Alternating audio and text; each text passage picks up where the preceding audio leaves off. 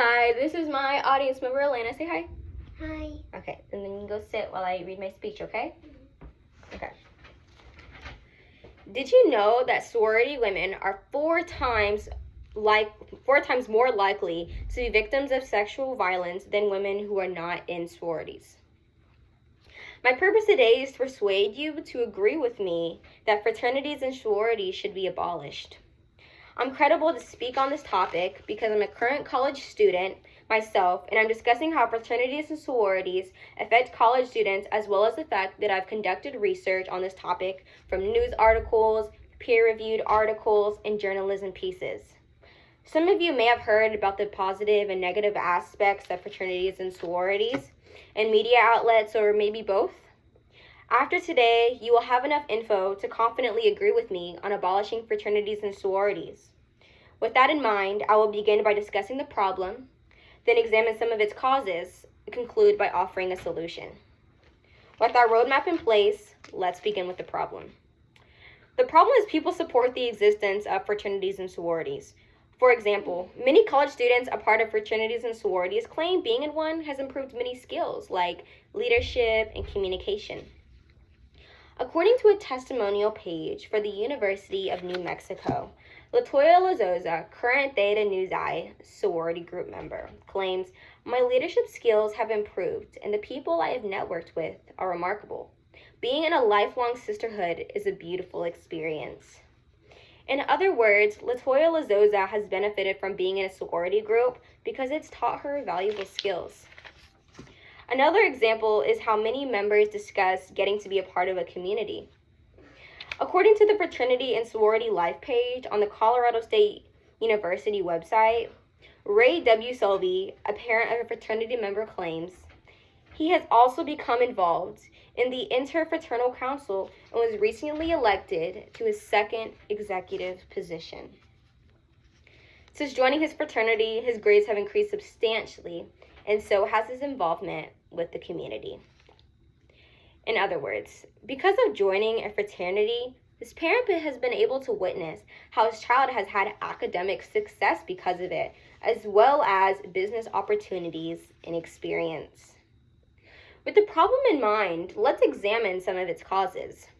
There are two primary reasons why people support the existence of fraternities and sororities. The first reason comes from the belief that fraternities and sororities build social skills.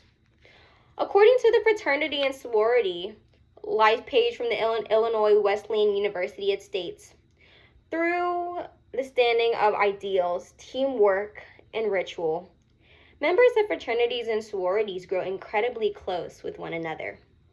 Members continue to strengthen their bonds beyond their college years through participating in alumni events, as well as meeting brothers and sisters from other chapters across the country." In other words, by being involved in fraternities and sororities, members get multiple chances to meet fellow members and gain meaningful friendships because of it. However, according to an article called "Positive and Negative Effects of Greek Life in College," author Ralph Hibusky discusses how being involved with fraternities and sororities can be time-consuming and it can take over other priorities. Is being in one truly worth it? According to the same author, he states, "Brothers and sisters are also expected to attend relevant functions like Greek Creek events and pledging activities, which runs the risk of overshadowing their academic life." In other words, due to the many responsibilities of fraternity and sorority members, there comes a risk with it interfering with other important obligations that college students commonly have, like, work, school, internships, etc. The second reason comes from the belief that fraternities and sororities help make connections and network. According to the article called "Benefits of Networking in Greek Life," journalist Kayla Mish states, "Through his fraternity, he said he has been able to work on nuclear research. A lot of his brothers have also had success finding internships and jobs, securing spots at Amazon and Facebook. In other words, fraternities are helpful to current members because it provides them future business opportunities. However, the intensity of sexual violence associated with fraternities and sororities compared to the benefit of networking and business opportunities is far greater. Sexual violence prioritizes making connections because of the involvement of abuse towards men and women.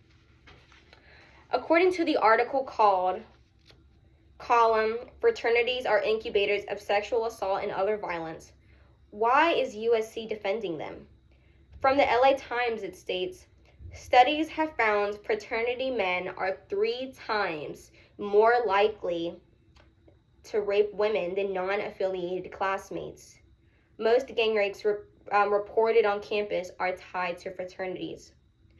Women in sororities are 74% more likely to be raped than other college women. In other words, by being involved in fraternities and sororities, your chances of being raped or being the perpetrator for rape dramatically increases. Now that we've gained an understanding of the problem and some of its causes, let's turn our attention to the solution. The solution, which is to abolish fraternities and sororities, offers 2 important benefits. The first benefit is a decrease in abuse and sexual violence associated with fraternities and sororities.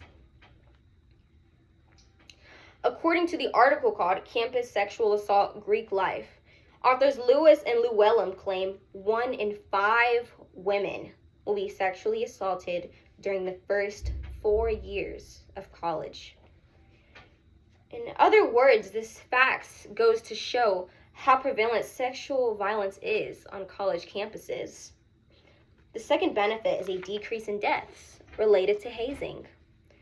According to Wikipedia, there has been at least 1 university hazing death each year from 1969 to 2021.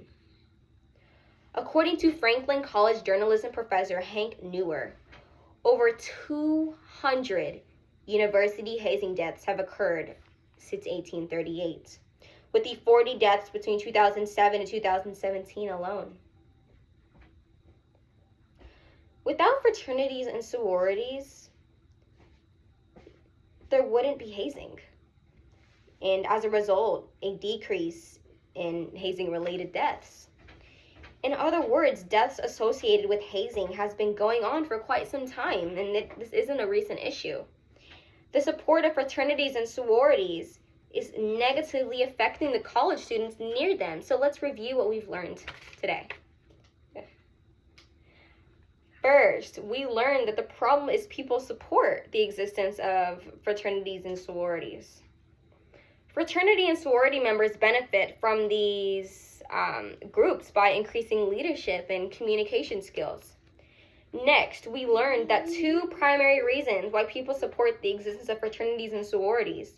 Being in fraternities and sororities helps build social skills. However, it can be time-consuming and get in the way of other priorities. Finally, we learned the solution, which is to abolish fraternities and sororities.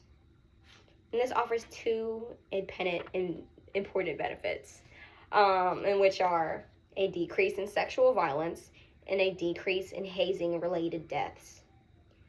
After listening to this speech, I aim for you to choose to agree with me on the fact that we should abolish fraternities and sororities to decrease the sexual violence and hazing-related deaths associated with it.